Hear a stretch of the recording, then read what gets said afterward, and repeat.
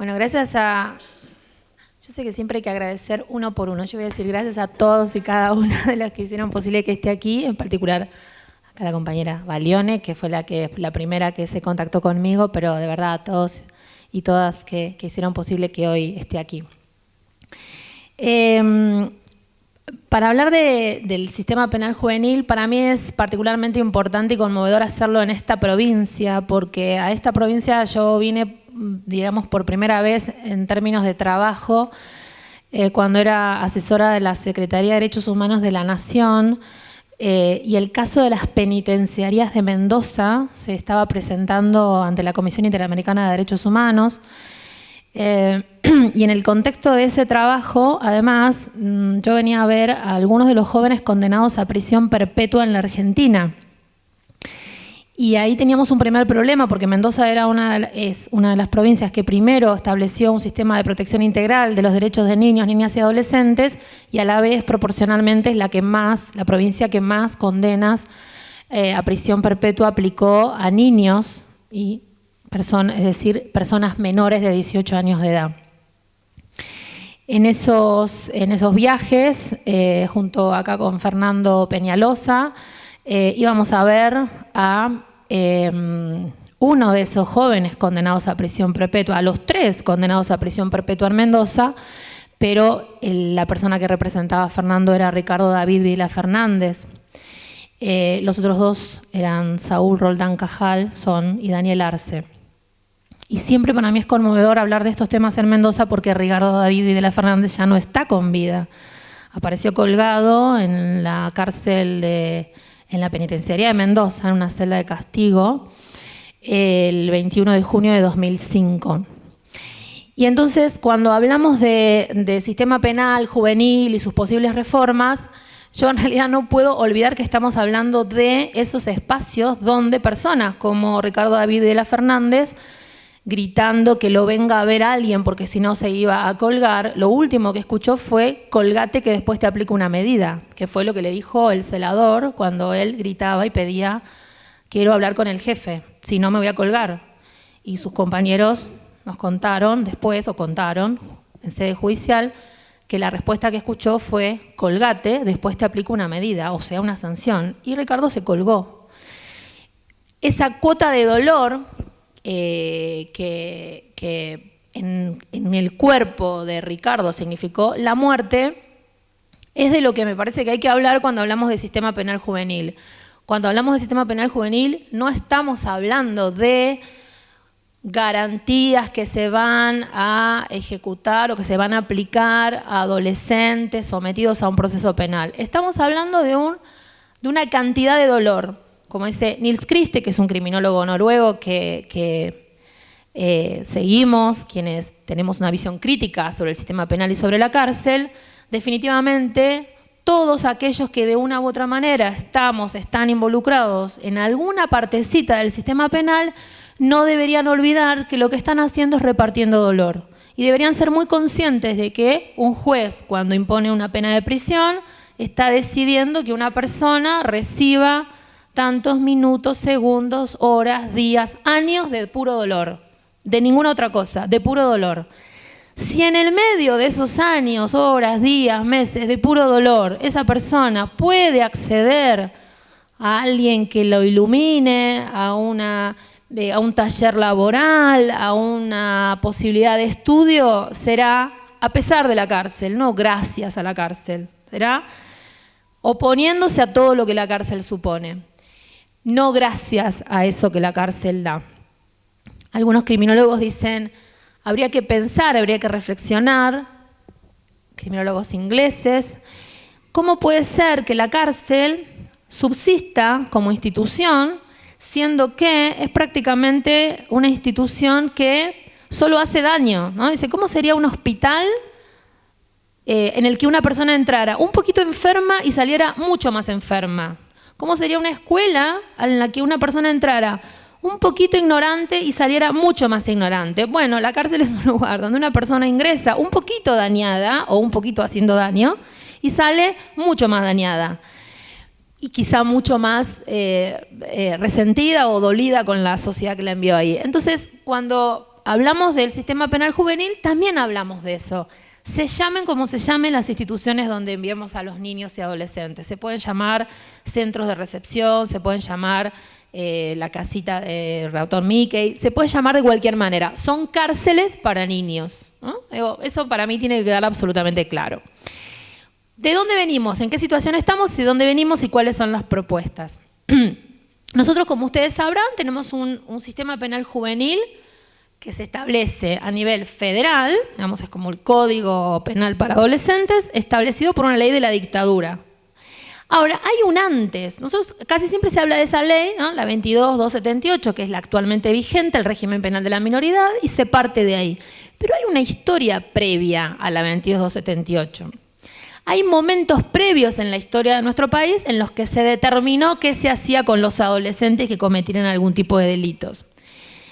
En realidad, la primera vez que eso se expresó de alguna manera fue con la sanción del Código Penal, 1921, y ahí sencillamente se estableció que por debajo de los 14 años no se iba a aplicar ese Código Penal, ¿no? Entonces uno puede decir, la edad de punibilidad se estableció en 14 años. Pero luego llegó el movimiento político más digamos, transformador, por lo menos en mi visión, de la historia política de nuestro país, que es el peronismo. Y en el año 54, en el marco de sus políticas públicas, no penales, sino sociales, vinculadas a la infancia, sancionó la 14.394 que elevó la edad de punibilidad a los 16 años. Y eso es muy importante. A mí me gusta recordar que mucho antes de que se sancionara la Convención sobre los Derechos del Niño y que tuviera incorporada como ley y luego en jerarquía constitucional en nuestro país en el año 94, mucho antes que, ustedes saben, la Convención, si uno tuviera que resumirla en una frase, uno podría decir, la Convención lo que dice es, los niños, las personas y niñas, las personas menores de 18 años tienen los mismos derechos que los adultos, más un plus de derechos por su condición de niños y niñas, ¿no? Eso es lo que viene a decirnos la Convención. Bueno, eso es, los únicos privilegiados son los niños, ¿no? Dicho muchos años antes del año 89, que es cuando se sanciona la Convención. Los únicos, ese plus de derechos es el privilegio que da la condición de ser niño o niña hasta los 18 años. Entonces, ahí la edad se establece en 16 años, la edad de punibilidad, en aquel primer peronismo, en el 54.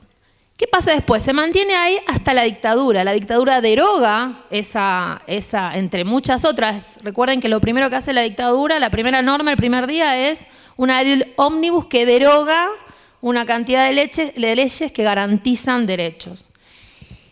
Y en el año 80 se sanciona esta norma que es la 22.278. Aquí hay que hacer otra salvedad. Solía decirse cuando se discutía la ley de medios audiovisuales, que esa era una de la ley, digamos, de radiodifusión, era prácticamente la única ley de la dictadura importante que quedaba vigente, olvidando el régimen penal de la minoridad, olvidándose también a veces de la ley de entidades financieras.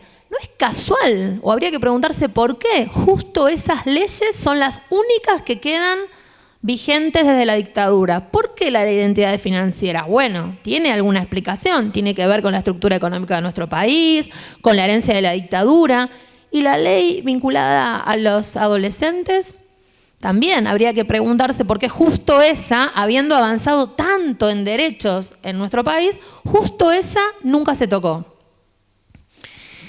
La 22.78 establece, muy resumidamente, se tocó la parte, digamos, civil de toda la normativa vinculada a la infancia. En el año 2005 se sancionó la ley 26.061, que es como bajar, digamos, a tierra o hacer más accesible la Convención sobre los Derechos del Niño. De hecho, en el ámbito parlamentario hubo una especie de acuerdo, no escrito, pero que todos quienes trabajaban ahí lo sabían.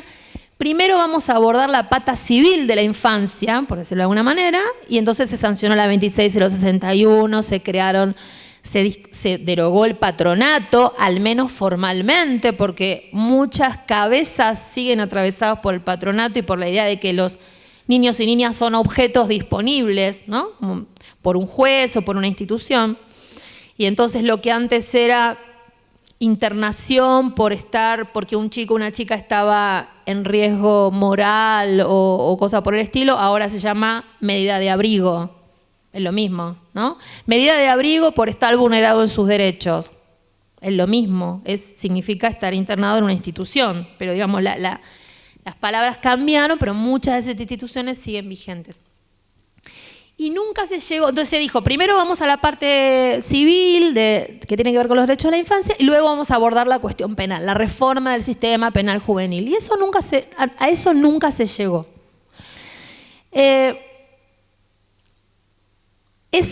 Volvemos a la dictadura, 2278.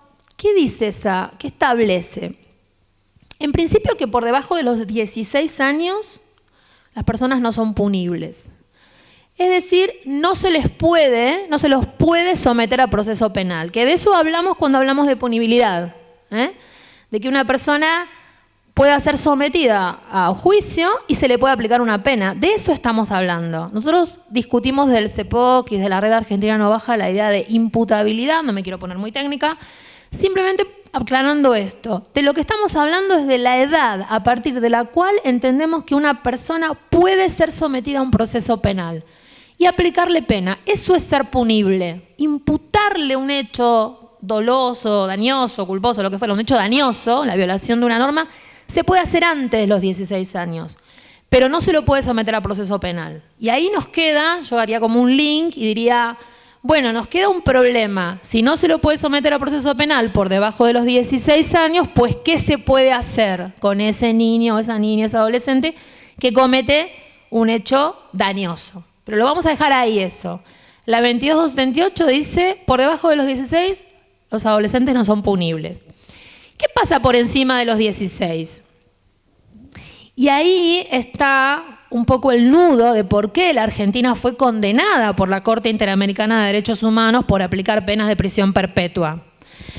Por encima de los 16, esa ley, que es una ley de la dictadura, que llamamos ley por un acuerdo político, pero en realidad no es una ley. Si yo le preguntara, o si ustedes se preguntaran, cualquiera de ustedes, ¿qué es una ley? Bueno, una ley es un artefacto jurídico discutido democráticamente por nuestros representantes, diputados, senadores, luego promulgado por el Poder Ejecutivo. Es decir, es algo que cumple, es un resultado de una serie de pasos que tienen que ver con la representación política del pueblo. Eso en plena dictadura, por supuesto, no se dio de esa manera. ¿Cómo se sancionaban las leyes en la dictadura? Yo creo que los y las que aquí tengan mi edad más o menos, quizá recuerden el término CAL, ¿no? La CAL era la Comisión de Asesoramiento Legislativo. Eso suplantaba al Congreso Nacional, es decir, a un grupo de asesores de los dictadores que elaboraban normas a las que luego se les ponía un número como continuando las leyes votadas democráticamente. Y hago toda esta aclaración porque me parece que eso a veces lo olvidamos, ¿no?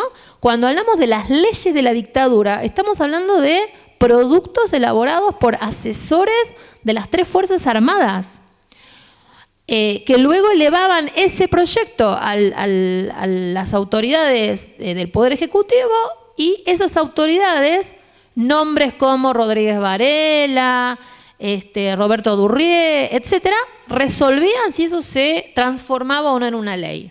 Muy bien. Cuando eso se aprueba como ley, establece que por debajo de los 16, los adolescentes no son punibles, y por encima de los 16 dice pueden pasar 3 cosas con un adolescente que cometa delitos por encima de los 16. Se lo puede absolver, luego de un año de tratamiento tutelar, se lo puede absolver. Y hay algo interesante que habría que pensar, ¿no? Porque no dice se lo puede absolver si es un delito leve o no grave. Se lo puede absolver. Quiere decir que un adolescente que a los 16 años hubiera cometido un delito grave, un homicidio, si luego de ese año de tratamiento tutelar los jueces, cumplidos los 18 años, consideraran que el tratamiento tutelar fue positivo, que ese adolescente, supongamos, comenzó a estudiar, comenzó a trabajar, tiene una familia que lo contenga, etcétera, pueden absolverlo, no importa la gravedad del delito que haya cometido. La segunda opción, dice esa norma, es aplicarle la misma pena que a un adulto. Recuerden bien ahora estas dos opciones que vienen. Aplicarle la misma pena que a un adulto o aplicarle la pena de la tentativa del delito de que se trate. O sea, una pena atenuada, ¿no? Una tentativa es un delito que no pudo terminar de ejecutarse. ¿Y qué pasó con las perpetuas? ¿Qué dijeron los jueces mendocinos y porteños, entre otras jurisdicciones que aplicaron penas de prisión perpetua? Dijeron, bueno, acá tenemos casos gravísimos. Este muchacho a los 17 años mató y robó. Eran todos casos de esas características graves, por supuesto. Bueno, la 2278 me da la posibilidad de que yo le aplique la misma pena que a un adulto, pues entonces le vamos a aplicar pena de prisión perpetua. ¿Y qué dijimos los que empezamos a cuestionar eso? Y los que los cuestionan, la verdad, tengo que ser absolutamente franca, las defensas en ese momento no cuestionaron la imposición de esas penas por este argumento que yo voy a decir. Simplemente dijeron, se opone a la Convención sobre los Derechos del Niño en términos genéricos. Pero después hay como una cuestión más fina para analizar, que es esta. La Convención, estas penas se empezaron a aplicar en Argentina en el año 99. La Convención ya tenía jerarquía constitucional desde el 94. Entonces, ¿un tratado internacional de derechos humanos con jerarquía constitucional tiene o no más jerarquía que una norma de la dictadura? Obvio que sí. Aún de una norma votada en democracia, claramente. ¿Qué dice ese tratado internacional? Primero dice que están prohibidas las penas de prisión, las penas de muerte. Está prohibida la pena de muerte. Listo, aquí no hay pena de muerte. Y luego dice, están prohibidas las penas de prisión perpetua sin posibilidad de excarcelación. Lo dejamos ahí.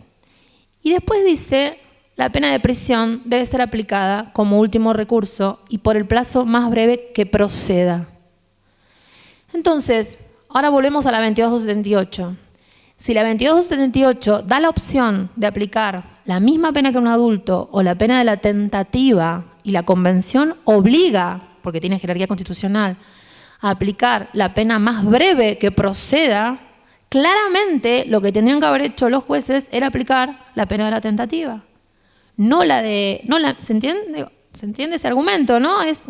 Tenían dos opciones. Una incumplía la Convención, la otra la cumplía. Era la pena más breve que procedía. Y no la aplicaron.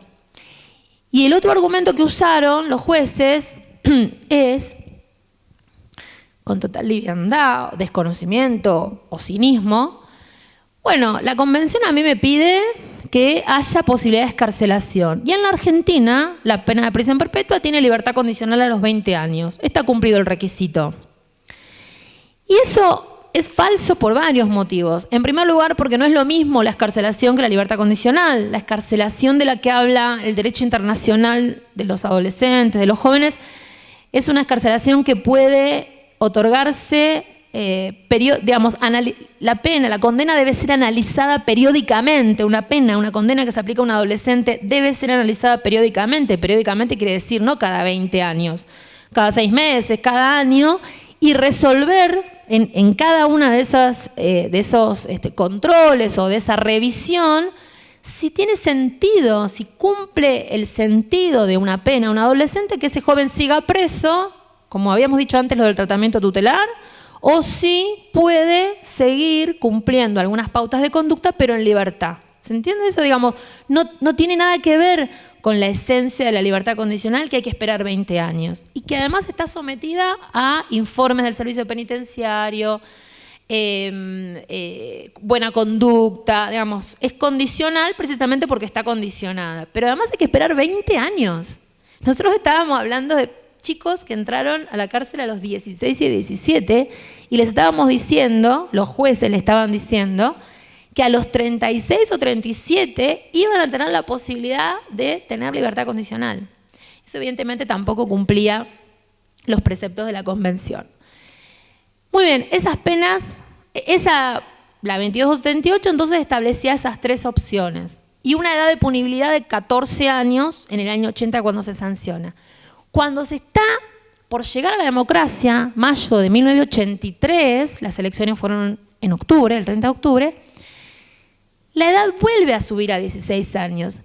Y me parece importante destacar eso también, porque entonces lo que vamos viendo es que las edades están muy vinculadas a los procesos políticos de ampliación de derechos y de restricción de derechos. La edad en que un adolescente puede hacer o no hacer determinada cosa está absolutamente vinculada a los procesos de ampliación o de restricción de derechos. Y por eso, en los últimos, dejando de lado estos 2 años que hemos pasado, los anteriores, 12 años, hubo por lo menos 3 cuestiones muy importantes que modificaron la situación de los adolescentes. Una es el derecho al voto. ¿Sí? Estaba en 18 años, bajó a 16. Otra es la incorporación al mercado laboral. Ahí está al revés. Estaba en 14, subió a 16. ¿Sí? Porque se entiende que el adolescente lo que tiene que hacer es estar estudiando. Entonces, retrasar su ingreso legal al mercado laboral es una manera de, al menos intentar, cumplir con la obligatoriedad de la enseñanza secundaria, que también fue establecida en ese periodo. Y la tercera cuestión, que se menciona poco, es la reforma del Código Civil o el nuevo Código Civil y Comercial, que ¿hay adolescentes acá? No. Bueno, que establece que a partir de los 16 pueden decidir sobre su propio cuerpo.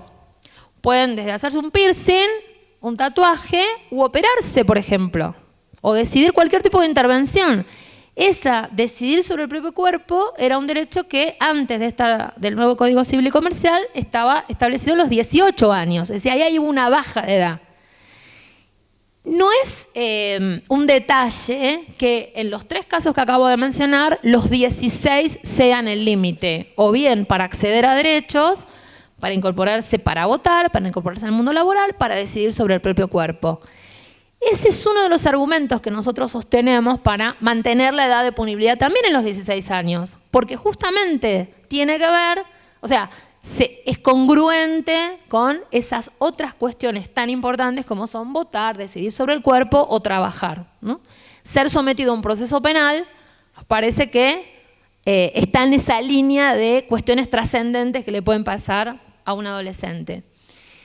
Y aquí yo quiero hacer una salvedad o profundizar en un argumento. No sé cómo estoy de tiempo, yo puedo seguir hablando mucho, pero vos decime. Ah, bueno, listo, nadie sabe, yo sí. ¿A qué hora apagan la luz? El argumento de si tenés edad para matar, tenés edad para ir preso, ¿no? Es un argumento que se utiliza. Cuando aparece algún caso de un adolescente involucrado en un hecho grave, que son muy pocos. Yo le pediría a cada uno de ustedes que se acuerde con nombre y apellido el último caso de un adolescente menor de 16 años involucrado en un hecho grave. Grave, un homicidio, grave. No son muchos, son muy pocos los casos. Pero uno de los argumentos es, si tenés edad para hacer eso, tenés edad para ir preso. Tiene que ver con la idea de analizar caso por caso la capacidad de comprender lo que hizo, la gravedad, etc. A ese argumento nosotros decimos, debe haber muchos adolescentes, los conocemos, menores de 16 años, que son militantes políticos. Dirigen centros de estudiantes, forman centros de estudiantes, son súper lectores, lectoras, se las saben todas. Ahora, si van a votar y le dicen todo eso al fiscal de mesa o al presidente de mesa o la presidenta, les va a decir, no, mirá, por muy militante político que seas, no puedes votar porque tenés 16 años. Y la edad mínima para poder votar son 16 años. Volver el año que viene. Es decir, no tiene que ver con, en este caso, la comprensión política o la capacidad política, sino con una edad que se establece por una decisión política. Podría ser 17, la edad mínima para votar. Podría ser 15, la edad de punibilidad también. No tiene que ver. Un chico de 10 años comprende que está mal matar. Por supuesto que lo comprende, pero no vamos a establecer la edad de punibilidad en 10 años porque entendemos que todo eso malo que provoca el sistema penal, todo ese dolor, toda esa inhabilitación para desplegar las aptitudes de una persona que supone el encierro, vamos a tratar de que le llegue a las personas lo más tarde posible, no cada vez más temprano.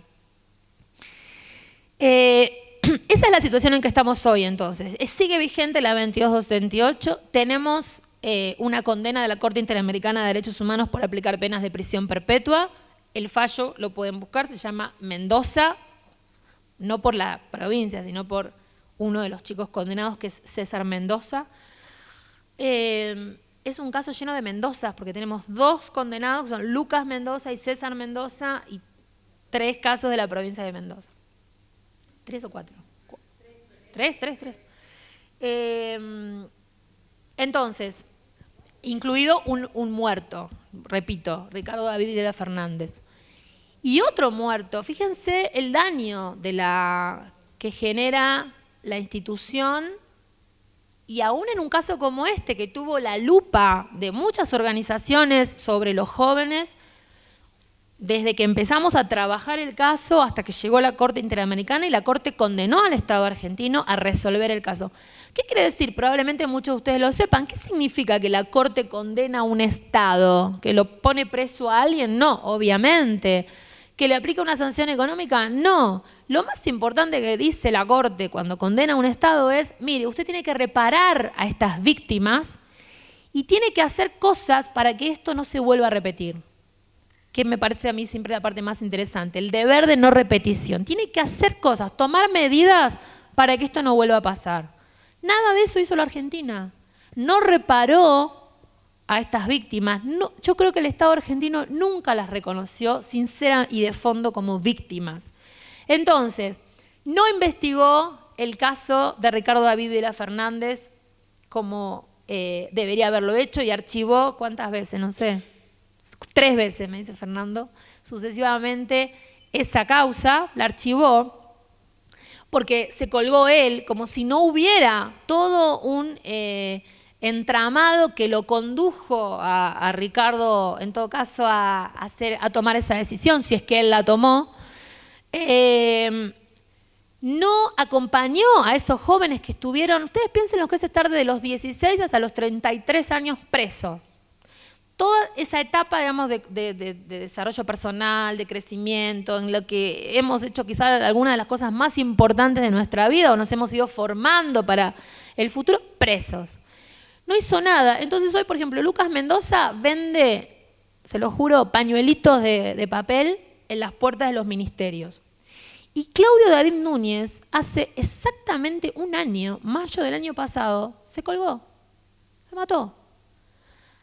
Otro de los jóvenes condenados a prisión perpetua, Claudio David Núñez, también se quitó la vida, estando en libertad, no privado de libertad, estando en libertad, porque nunca logró tener una vida más o menos digna en libertad. No la tuvo estando preso y no logró tenerla en libertad y nadie lo ayudó. Y el Estado, que tenía esa obligación de hacerlo, tampoco.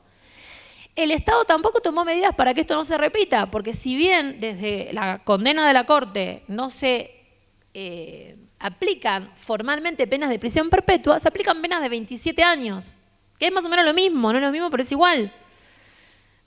Entonces, la sanción de un régimen penal juvenil que limite la posibilidad de aplicar altas penas a los adolescentes, por supuesto que es una deuda de la democracia y del Estado argentino.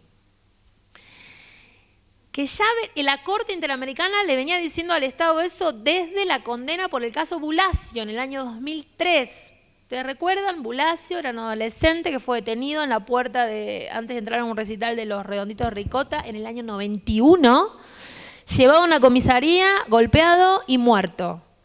Y esa detención de Walter se había efectuado en cumplimiento de un memorándum interno del jefe de seguridad de la Policía Federal. Fíjense ustedes el nivel de bajísima jerarquía de esa norma, ¿no? No es digamos, un memorándum interno, ni siquiera del jefe de policía, del jefe de seguridad de la Policía Federal de los años 50, que habilitaba a la Policía Federal a detener personas que estuvieran haciendo, comillas, disturbios en la vía pública.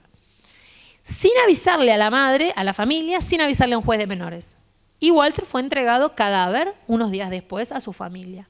La Corte Interamericana condena al Estado argentino por ese hecho en 2003, y ahí también ustedes vean los tiempos del sistema interamericano, sucedió en el 91, condena en el 2003. Las condenas a perpetua empezaron en el 99, condena en el 2013, mientras ellos seguían presos. Y la Argentina sigue sin cumplir esa obligación de hacer cosas para que esto no se repita. ¿Cuál es el panorama ahora? Y por ahí con eso voy cerrando. Sí.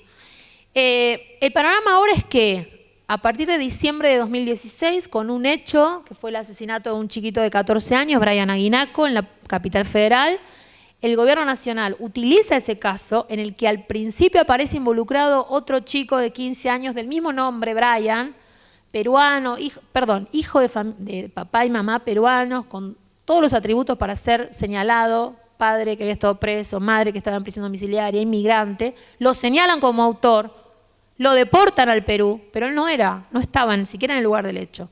Sin embargo, ese episodio es tomado como excusa para lanzar la propuesta de bajar la edad de punibilidad por parte del gobierno nacional.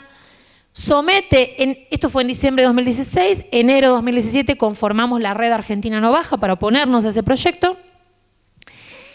Somete el gobierno nacional a sucesivas reuniones esta propuesta en el Ministerio de Justicia de la Nación, convocando a entidades, personas, organizaciones de todo el país, entre ellas la representación de UNICEF en la Argentina, y de 40 organizaciones que participan en esos debates, 32 se expresan en contra de la propuesta de bajar la edad de punibilidad, incluida UNICEF.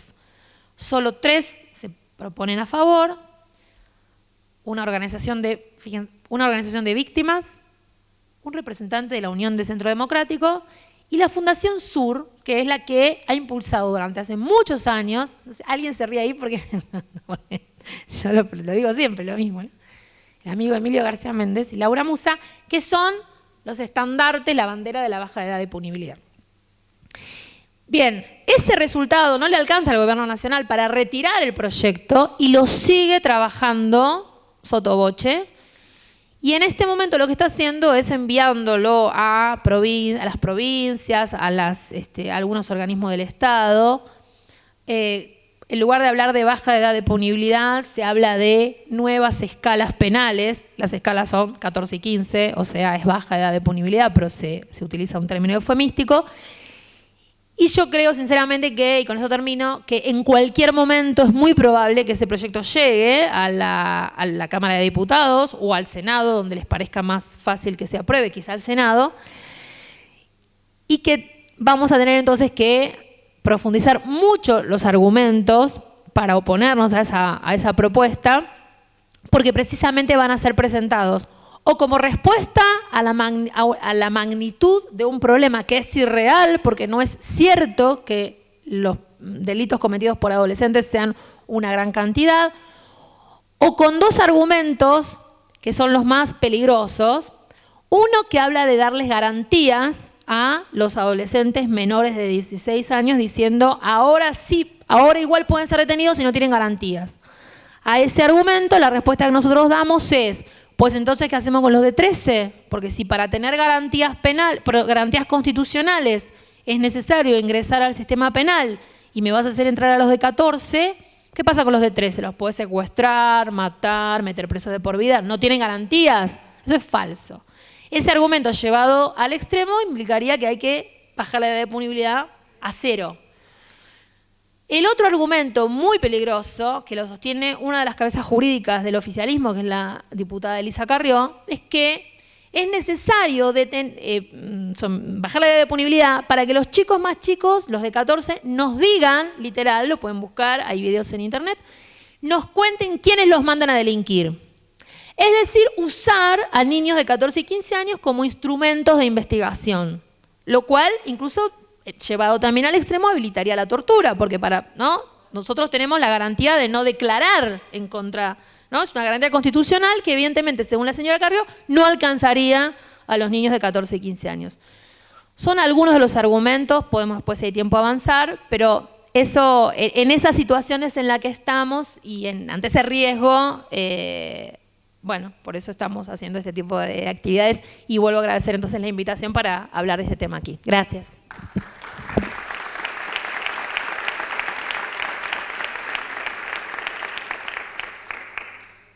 Invitamos entonces a Claudia Vallejo y Javier López Maida. Voy a dejar este micrófono. ¿Me quedo o me voy? ¿Te quedas? Bien.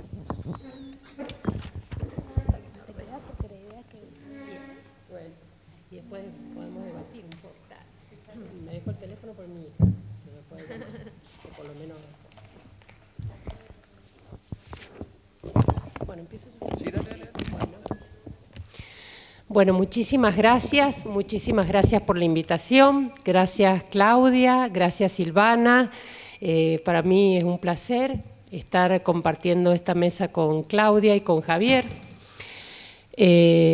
Como bien dijo Silvana, yo trabajo de juez penal juvenil en la Cámara Penal Juvenil. Digo yo siempre yo trabajo, no digo soy juez porque me parece feo decir soy persona, pero trabajo en la Cámara Penal Juvenil. Tengo que aclarar antes de que se malinterprete que la Cámara Penal Juvenil que integro, cuando impuso las penas de prisión perpetua a los 3 jóvenes de la provincia de Mendoza, yo no la integraba en ese momento, así que estoy salvada.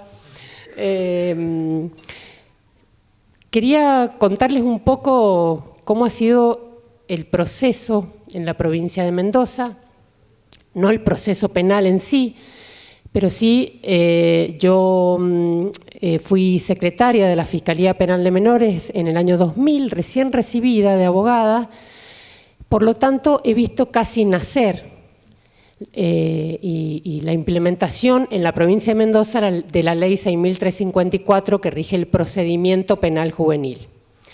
Después fui codefensora penal juvenil, después fui defensora oficial penal juvenil, hasta que en el año 2013 aprobé el concurso para juez de la Cámara Penal Juvenil. Es decir, que he pasado por todas las instancias.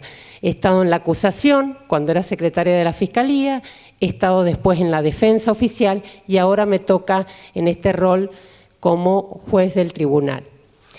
He visto también cuando los menores no punibles integraban el proceso penal, es decir, estaban incluidos dentro del sistema penal y eran dispuestos por el juez penal juvenil de primera instancia.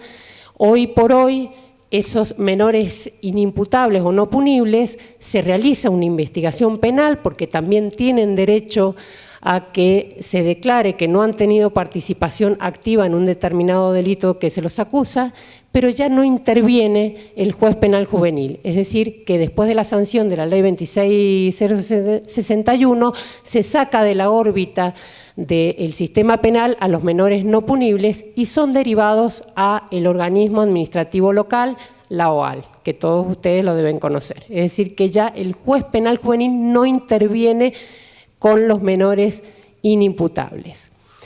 Respecto de los menores punibles, también he visto una evolución, muy grande por cierto. He visto una evolución en el que, pasando desde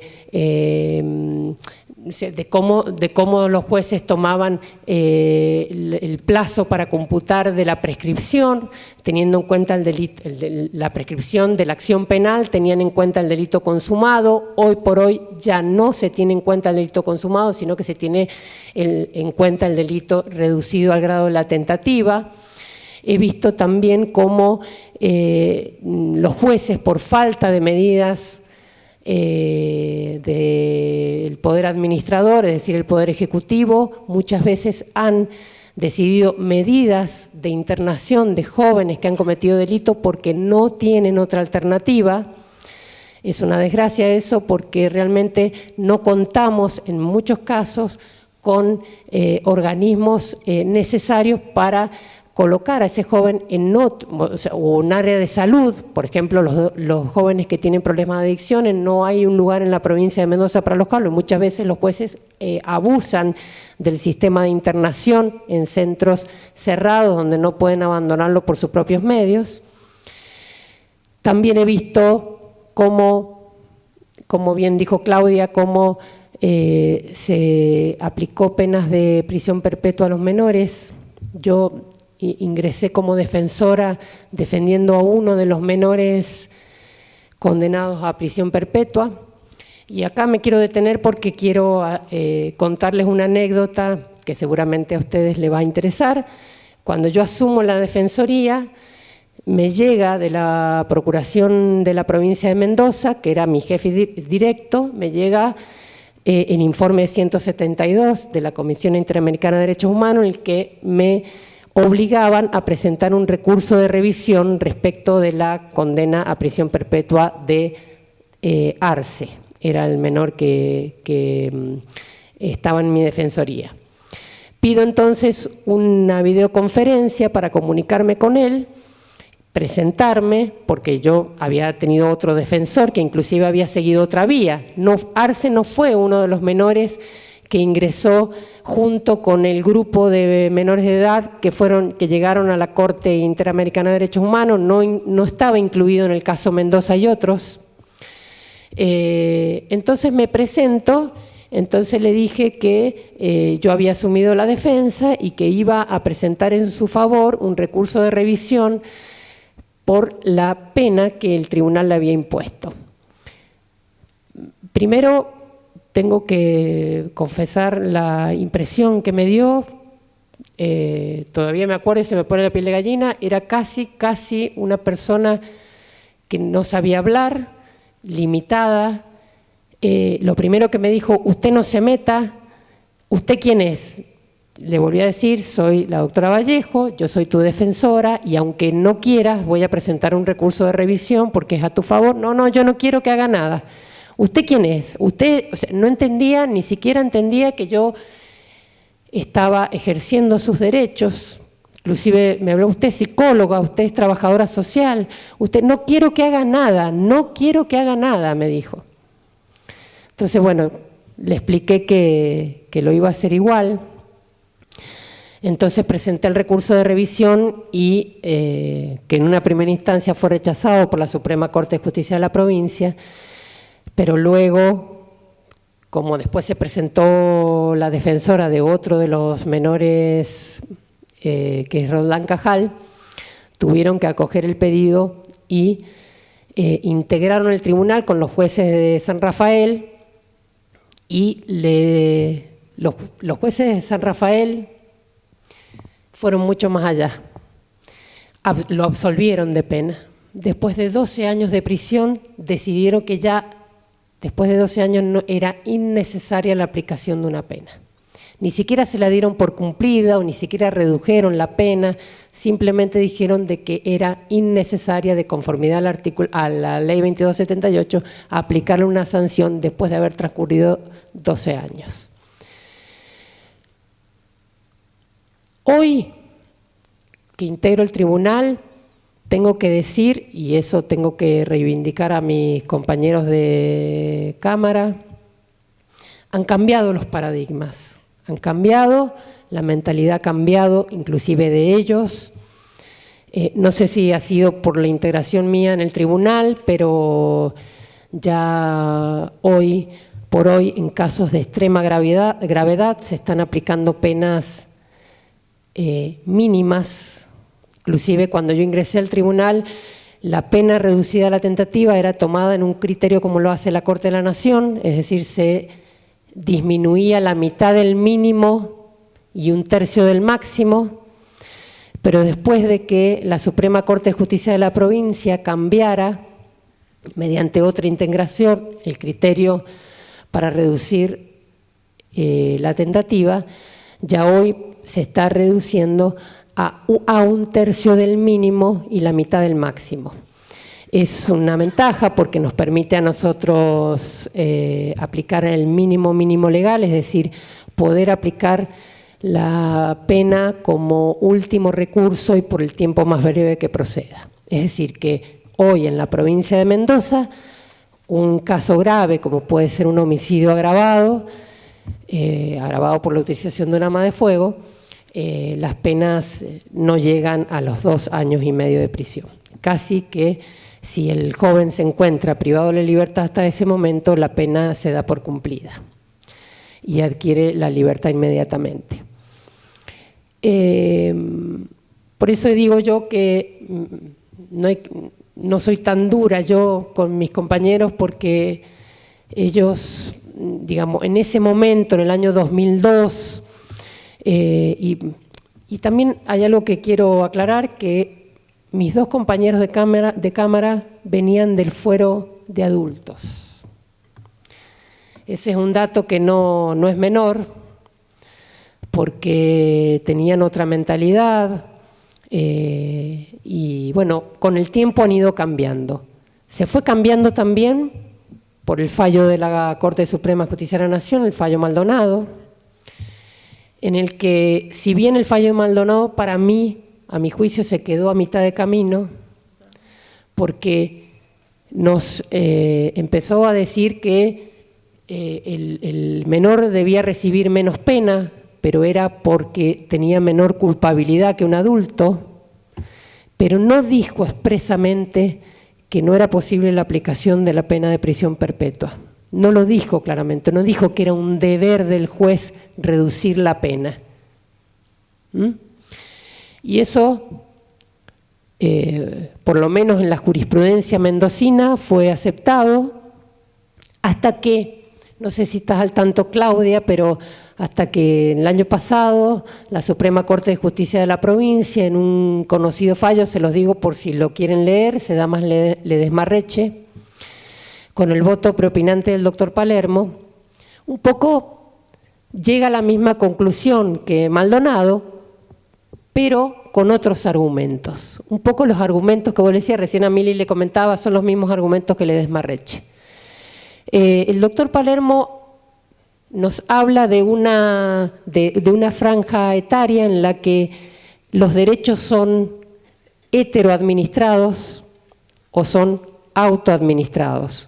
Es decir, que el menor de 16 años no puede votar, no puede ejercer el comercio, bueno, y tiene limitado, es decir, que los derechos de ese menor son dados por otro, es decir, son heteroadministrados. En cambio, la franja de 16 a 18 tienen algunos derechos que pueden administrarse y otros que no. Por lo tanto, la culpabilidad de ese menor no viene dada ya por la falta de madurez, sino que viene dada por una cuestión jurídica, que es la falta de autoadministración. Fíjense qué interesante. Les recomiendo al que le interese el fallo, lo puede leer, se llama Ledesmarreche. Y además quiero aclarar de que hubo otro caso más de perpetua en la provincia de Mendoza, no ya en la primera circunscripción, sino en la ciudad de San Rafael. Pero ese fallo fue con posterioridad y fue revisado por la Suprema Corte de Justicia de la provincia. No he tenido oportunidad de ver el proyecto que anunció el gobernador el 1 de mayo de reforma de la Ley Penal Juvenil. No hemos sido convocados los actores, por eso me hubiera gustado, la verdad es lamentable que no haya podido acompañarlos hoy el senador Jalif, porque hubiera sido una buena oportunidad para preguntarle en qué consiste el proyecto. Hubo uno dando vuelta el año pasado, que creo que de eso va a hablar Javier, y solo me ha llegado a mí un proyecto de ley que lo he tenido que pedir, que es de la CENAF, la Secretaría Nacional de Niñez, Adolescencia y Familia, que es este que tengo yo acá, que recién me llegó ayer y que lo he podido analizar. Y no sé si les interesa que le comente un poco, pero en realidad lo más importante es que no baja la edad de punibilidad, la mantiene a los 16 años, eleva los casos de menores no punibles, porque en la ley 2278 los menores no punibles son aquellos que no hubieran cumplido los 16, o los que hubieran cumplido los 16 por delitos de acción pública o acción privada que tengan una pena privativa de la libertad que no supere los 2 años de prisión. Es decir, que hay una franja entre 16 y 18 años de jóvenes que, aunque tengan más de 16 años, tampoco son menores punibles porque la ley 2278 establece que para esos delitos no son punibles. Los delitos son los más leves, lesiones leves, daño, hurto simple. Este proyecto de ley lo eleva a los 3 años de prisión, es decir, que todos aquellos delitos en los cuales es posible la pena de ejecución condicional los deja fuera del sistema penal como menores no punibles. Otra cuestión que me pareció fundamental es que, si bien deja subsistentes las penas que establece el Código Penal para las personas adultas, expresamente prohíbe que se aplique la pena de reclusión y la de prisión perpetua. Eso es un gran avance. La medida de coerción personal no puede durar más de 6 meses, es decir, que el joven que aún no ha sido declarado responsable no puede permanecer privado de la libertad por más de 6 meses, prorrogable por 4 meses o excepcionalmente por 2 meses más. Una gran ventaja porque hoy por hoy los jueces pueden disponer de esa medida coercitiva, que en realidad es realmente una medida coercitiva. No nos engañemos, no creamos que la internación es por el bien del menor, inclusive muchas veces, o del niño, niña y adolescente, muchas veces se abusa de estas medidas por el bien del menor, o en el interés superior del niño, como se dice. Y otra cuestión que me parece fundamental destacar es que obliga al juez a aplicar una pena reducida para la tentativa, estableciendo el mínimo en 1/3 y el máximo en la mitad. ¿Esto qué significa? Que no vamos a depender de la composición de ninguna sala, de ningún tribunal superior para determinar qué pena es la que debemos aplicarle a los niños que cometen delitos penales. Después, si les interesa, no me quiero extender más en el tiempo, pero después, si les interesa, podemos seguir hablando sobre este proyecto de ley, que me parece lo más acertado, y ojalá que la provincia de Mendoza, si es que va el gobernador a enviar un proyecto a la legislatura, lo sea acorde a este proyecto a nivel nacional, que en lo personal creo que este proyecto no va a llegar a buen puerto seguro. Tengo la esperanza, pero no creo que llegue a buen puerto. Por lo tanto, les agradezco, no me quiero exceder, les agradezco este contexto para que podamos discutir estos temas que para mí son tan interesantes, podamos reaccionar ante este sistema punitivo que tiene nuestro país y resolver los problemas de fondo, que es lo que todos queremos para este derecho penal juvenil. Muchísimas gracias.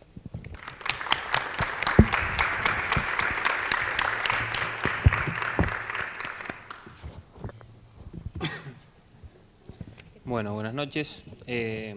Gracias a Silvana por la invitación, Claudia, gracias. Bueno, difícil hablar después de las Claudias, ¿no? Me cuesta arrancar.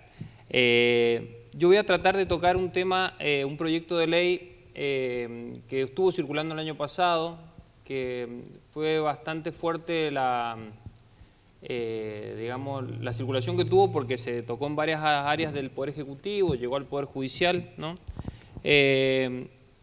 Y que nosotros tuvimos la oportunidad de encontrarnos con él y darle alguna lectura. En principio tiene toda una expresión de motivos, una fundamentación, y posteriormente tiene un desarrollo en el articulado. Yo no voy a hacer un hincapié en todo el articulado, sino que voy a decir qué cosas son las que me parecen que no tienen que estar en ese proyecto de ley y qué cosas deberían de alguna manera estar incorporadas a un proyecto de regulación que tiene que ver con lo procesal penal juvenil. Y digo esto, lo procesal penal juvenil, más allá de que muchas veces se toque en lo procesal cuestiones de fondo. ¿Y por qué digo esto? Porque, como bien dijo Claudia Cesaroni, digo que los proyectos siempre intentaron modificar, la reforma al decreto de ley 2278 siempre intentó hacerse y ha habido innumerables proyectos y ninguno ha llegado a sancionarse, ¿no? Esta innumerable cantidad de proyectos, de todos, uno tuvo media sanción, ¿no?, que bajaba la de punibilidad, con anuencia de Fundación Sur en ese momento, ¿no?, con mucha importancia en la voz de Emilio García Méndez, pero perdió estado legislativo después de no haberse tratado durante el año en el Congreso. Yendo concretamente al punto, digo, en primer lugar, se basa en números, en la exposición de motivos de este proyecto se basa en números, ¿no? Y digo, se basa en números en relación pura y exclusivamente cuantitativa y no cualitativa de ese número que se analiza en este proyecto. ¿Y qué quiero decir con esto? Hablan de ingreso al sistema penal de aproximadamente 4.786 causas en el año 2017, ¿no? De esas 41.000 causas, solamente 743 interviene la justicia penal juvenil en la provincia de Mendoza. O sea que un 1,8% se estima que podrían haber participado niños, niñas y adolescentes en esos hechos delictivos. Con ese argumento se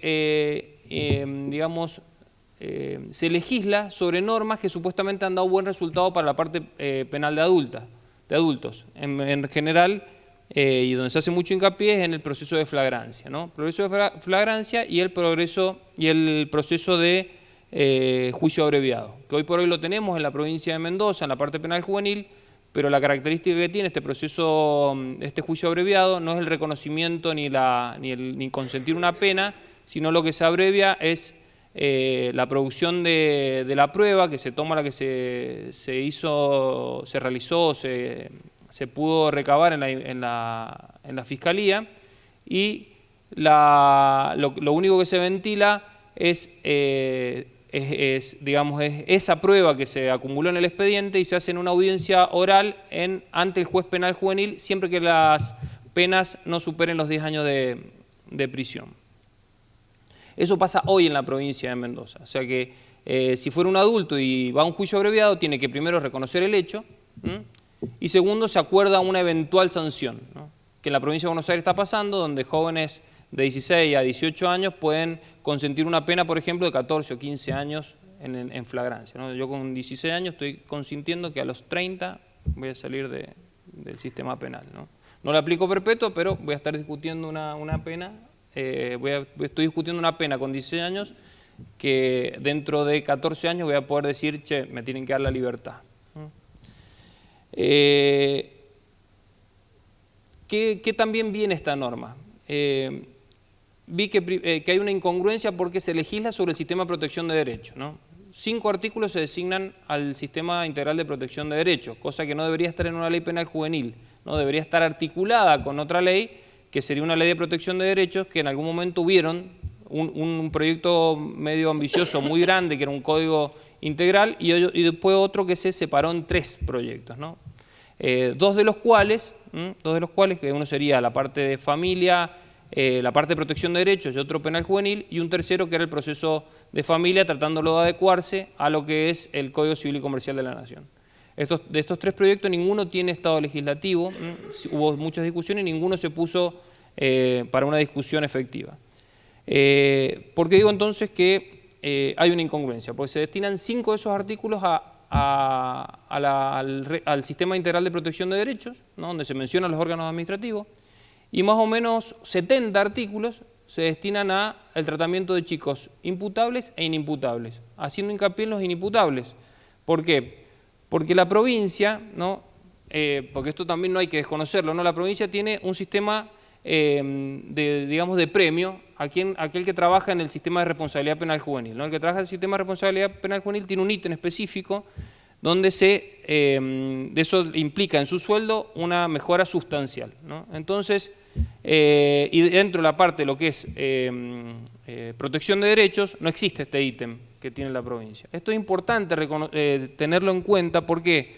Porque muchas veces la parte de niñez y la parte penal, la parte penal juvenil, intervienen en la misma familia, ¿no? Una familia que tiene niños que están abordados por los órganos administrativos locales, también son abordados por ejemplo, por la unidad de medidas alternativas a la privación de libertad.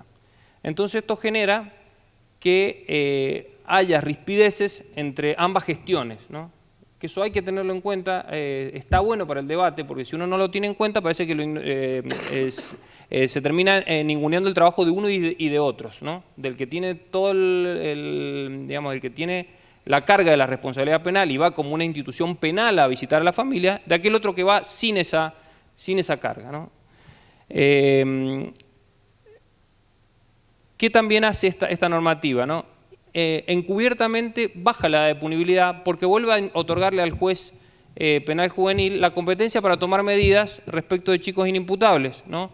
Porque incluso aplicando la ley 26.061, el órgano administrativo, ¿cómo? Sí, el órgano administrativo sería, este órgano administrativo estaría conducido por, le vuelvo a llamar COSE, no le vuelvo a llamar Centro de Orientación Socioeducativa esta norma. Ya no Dirección de Responsabilidad Penal Juvenil, como lo llama la normativa que hoy rige la Dirección de Responsabilidad Juvenil, con buen tino y con la administración diferenciada de lo que es el resto de la parte de niñez. Eso está claro y hoy día tenemos una claridad en eso, ¿no? Con esa normativa. Entonces, ¿qué hace? Le otorga a este organismo la posibilidad de tomar medidas, entonces el juez le va a destinar a este equipo, que depende del COSE, las medidas sobre chicos inimputables que hayan cometido hechos que estén tipificados en el Código Penal, ¿no? En algún hecho que haya producido un daño a una persona, a un tercero, va a poder tomar intervención este juez. La medida excepcional que puede tomar este organismo, que es la medida excepcional de la ley 26.061, su control de legalidad lo va a hacer el juez penal juvenil. ¿Y qué medidas puede aplicar el juez penal juvenil? Dice, podrá aplicar las medidas que dice el artículo tanto de esta normativa, que todavía no es normativa, sino de este proyecto que estuvo circulando. Y entre ellos está libertad asistida, semilibertad, prisión, etcétera, ¿no? En organismos especializados. O sea que puede tomar las mismas medidas que para un chico imputable. Entonces, lo que se logró como un avance del año 2008, esta parte de no tener chicos inimputables privados de libertad, se retrocedería 10 años, ¿no? 10 años en esta normativa. ¿Y por qué digo que se retrocedería 10 años? Porque logramos en su momento de 200 y pico de chicos que estaban privados de libertad en el sistema de responsabilidad penal juvenil, por allá por el 2000 y tanto, 230, llegaron a 240 en algún momento, a tener hoy día no más de 90. Puede variar día a día, pero tener entre 70 y 90, Chaco, más o menos por ahí, un poco menos, 60 y pico. Marcelo, no sé cuánto tenemos hoy día en el... Claro, bueno, el 70-80 es el número que habitualmente se maneja en eso. Bueno, de 80 chicos como máximo que hemos tenido, 90, en algún enero, según el juez que esté de turno, puede subir un 95, ¿no? Pero baja después no voy a decir nombrar. Bueno, entonces, digo, nunca superamos eso y así todo uno va a los espacios y dice, esto está colapsado, va a explotar en cualquier momento, va a reventar, Imagínense que en algún momento cuando fuimos al sistema en aquellas épocas, habían en el sector hoy recepción, había más o menos alrededor de 40 pibos, 50, en ese lugar nomás, con colchones, desde que entrabas al lugar hasta los 2 piezones, etc. Entonces, es un fuerte retroceso, incluso un fuerte retroceso, como decía Luis Pedernera en algún momento, en términos numéricos, ¿no? En términos económicos. Vamos al frío número económico. Hoy por hoy en el sistema de responsabilidad penal juvenil alrededor de 350 personas tiene como destinadas a todo el sistema, en la parte de unidad media alternativa y en la parte de privación de libertad. Y aproximadamente en el año 2013, 2014, de un presupuesto de alrededor de 100 millones, 80 millones iban para el sistema de responsabilidad penal juvenil de la DINAF. Los otros 20 iban para todo el resto de la DINAF. Lo digo con conocimiento de causa por haber estado gestionando en ese momento. Entonces, si yo duplico el número de chicos privados de libertad o lo triplico, como puede llegar a ser con esta normativa, voy a tener que pensar en un presupuesto, hasta en términos numéricos fríos de que yo tenga que sacar una cuenta, ¿no? Como hacen los holandeses, ¿no? Que le fue a decir al Comité Internacional que le recomiende, por favor, que le haga la recomendación, le dijo al comité de que bajen el número de chicos privados de libertad, que lo baje, por favor, que lo tienen muy alto. Entonces eso les aumenta la cantidad de personas que tienen que mandar al sistema para educar a los chicos, le aumenta el tema de salud, bueno, un montón de cosas que tienen que hacer para garantizar el encierro. Entonces le pregunta al comité cuántos chicos tenían hoy privados de libertad. Entonces los holandeses le comentaron que tenían 6. Entonces, cuando a mí me lo cuentan esto, a mí me da como algún grado de risa, digo, porque 6 pibes, nosotros con 70, frente a una población de 4.000 que hay de adultos, digo, a los 70 tendríamos que conocerle por lo menos el ADN, a todos, ¿no? A los 70 y tener identificado padre, madre, tutor encargado, etcétera, todas las cosas que ese chico digamos, hagan a su vida, la tendríamos que conocer para poder, y sería muy fácil resolverle el conflicto a esos 70, digo, no fácil como sencillo, sino si aplicáramos la política a la resolución de conflictos, a distribuir el dinero en el territorio y no en la institucionalización y en la privación de libertad, sería bastante más eficaz y efectivo la resolución de ese chico, sabiendo lo caro que sale una persona privada de libertad. Otro de los puntos que vi en esta normativa, bueno, uno de estos es el tema de flagrancia, ¿no? Como un proceso, la flagrancia como proceso eficaz. Claro, es eficaz para el sistema penal de adultos porque de alguna manera si logro una condena rápida, todas las personas que están con prisión preventiva, que eso me genera números si se quiere, que no son los adecuados para mostrar un sistema penal internacionalmente, veo que con el sistema de flagrancia puedo lograr condenas mucho más rápidas y tener en la población penal, si se quiere, no tantas personas procesadas, ¿no? O con prisión preventiva, sino que tendría más condenados, o sea que sería un sistema más eficaz. ¿Eficaz para qué? ¿No? Porque si nosotros, el sistema de flagrancia no tiene en cuenta cuál es el objetivo o el objeto del sistema penal juvenil, por lo menos no tiene en cuenta la especialidad. Si yo pienso como Estado que el sistema penal juvenil solamente tiene que abocarse a privar de libertad a las personas que hayan cometido un hecho delictivo y con eso yo salvo la actuación estatal, listo, entonces el sistema de flagrancia es un sistema que va a cumplir ese objetivo. Ahora, si el Estado, como Estado argentino y Mendoza específicamente, tiene como objetivo tener a los adolescentes en ámbitos de protección de derechos y no en ámbito penal, la flagrancia no me sirve absolutamente para nada. Solamente me sirve para mostrar números fríos y duros. De hecho, si uno ve los antecedentes en el sistema de responsabilidad penal y los antecedentes judiciales, uno ve que no hay tantas condenas, si se quiere, ¿no? Porque muchos de los hechos que transitan terminan aplicándole el artículo 4 de la ley 22, el decreto de ley 2278 que habló la doctora Cesaroni y terminan absolviéndolos de pena, ¿no? Entonces después que han hecho un proceso tutelar de que supera el año y habiendo sido declarado responsable dentro del año del proceso. ¿Y por qué creemos que este proyecto de ley también es inconstitucional? Y con esto voy cerrando, después cierro con una pequeña frase. Creemos que es inconstitucional porque es un proceso que, si se quiere, y volviendo un poquito a lo de recién, es regresivo, ¿no? Entonces va contra las convenciones internacionales de la no regresividad en la política pública. Y es regresivo porque no teniendo, digamos, una instancia penal para chicos no punibles, con este proyecto de ley que estuvo circulando, volvería a tener instancias penales para chicos no punibles. Entonces, dejaría de lado un montón de herramientas que deberíamos tener como preponderantes, como son las medidas alternativas, que hoy por hoy son alternativas a la prisión, que deberían ser las preponderantes. Lo alternativo tendría que ser la privación de libertad. Entonces, creo que también es inconstitucional esta norma si se sancionara, porque es regresiva, volviendo otra vez antes del 2008 en la provincia de Mendoza. Bueno, y para cerrar, voy a cerrar con un pequeño poema que está en el sistema de responsabilidad penal juvenil en una de las paredes, que lo ha puesto mi compañera de trabajo, Marianela Ripa, en un texto que le tocó comentar, que dice así.